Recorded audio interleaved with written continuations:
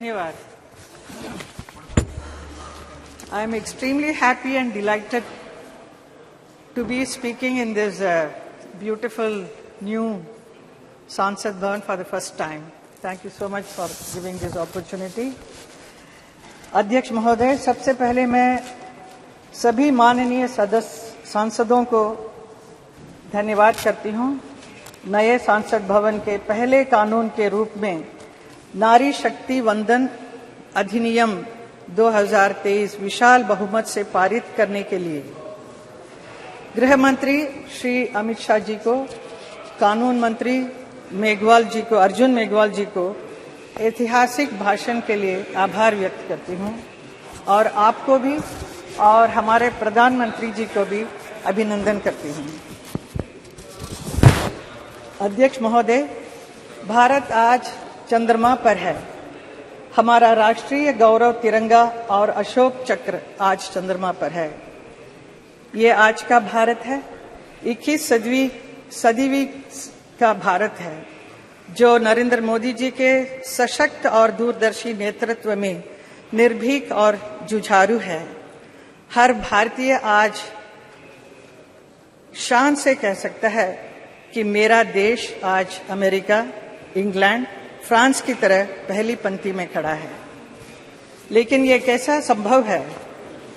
ये संभव हुआ हमारे कर्मयोगी प्रधानमंत्री श्री नरेंद्र मोदी जी के दूरदर्शी नेतृत्व और दृढ़ संकल्प से, हमारे वैज्ञानिकों को दिए गए प्रोत्साहन से, उनके समर्पण और परिश्रम से और 140 करोड़ देशवासियों की एकजुटता से।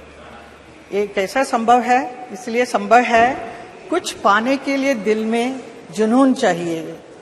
कुछ पाने के लिए दिल में जुनून चाहिए, रगों में दौड़ता हुआ खून चाहिए। आएगा आसमान भी जमीन पर, इरादों में बस फतह की गूंज चाहिए। ये हमारे प्रधानमंत्री में है, इसलिए वो कर सकते हैं इतना सब काम। पिछले 9 वर्षों में प्रधानमंत्री जी नरेंद्र मोदी जी के नेतृत्व में देश में निरंतर ऐसे निर्णय लिए गए हैं, नीतियां बनाई गई है, जिन्होंने भारत में इनोवेशन और रिसर्च को आसान बनाया है। भारत के अंतरिक्ष प्रोग्राम में समस्त साइंटिस्ट के साथ महिला वैज्ञानिकों को भी महत्वपूर्ण भूमिका है। भारत को गर्व है कि चंद्रयान 3 की सफलता में भी हमारी महिला वैज्ञानिकों का बहुत बड़ा योगदान रहा है। ये सफलता आने वाले वर्षों में भी हमारी महिला वैज्ञानिकों को प्रेरित करती रहेगी। चंद्रयान मिशन से जुड़े 2 महत्वपूर्ण पॉइंट, तिरंगा और शिव शक्ति, और ये सिर्फ नाम ही नहीं बल्कि ये हमारी हजारों वर्ष पुरानी विरासत और आज की वैज्ञानिक आकांक्षाओं वाले भारत को एक सूत्र में पिरोती है। जैसा कि प्रधानमंत्री जी चंद्रयान की सफलता पर इसरो के वैज्ञानिकों को संबोधित करते हुए कहा था, भारत के पास विज्ञान के ज्ञान का जो खजाना है वो गुलामी के लंबे कालखंड में दब गया है, छुप गया है। आजादी के इस अमृत काल में हमें इस खजाने को भी ढूंढना है, उस पर रिसर्च भी करनी है और दुनिया को इसके बारे में बताना भी है। भारत दुनिया की सबसे युवा प्रतिभा वालों देश है। नई पीढ़ी के लिए ये संदेश है कि भारत के प्राचीन ग्रंथों में खगोलीय सूत्रों को वैज्ञानिक रूप से साबित करने के लिए और उनका नए सिरे से अध्ययन करने के लिए आगे आएं।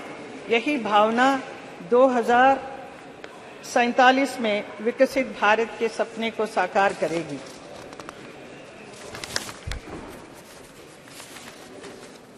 अध्यक्ष जी, मैं अपनी बात अटल जी की एक कविता की कुछ पंक्ति से पढ़कर बात समाप्त करूंगी। मैं तेज पुंज तमलीन जगत में फैलाया मैंने प्रकाश, जगती का रच करके विनाश, कब चाहा है निज का विकास। शरणागत की रक्षा की है मैंने अपना जीवन देकर, विश्वास नहीं यदि आता तो साक्षी है ये इतिहास अमर। यदि आज दिल्ली के खंडहर सदियों की निद्रा से जगकर गुंजार उठे ऊंचे स्वर से हिंदू की जय, तो क्या विस्मय। हिंदू तन मन, हिंदू जीवन, रग रग हिंदू मेरा परिचय। धन्यवाद। श्री के राम मोहन नायडू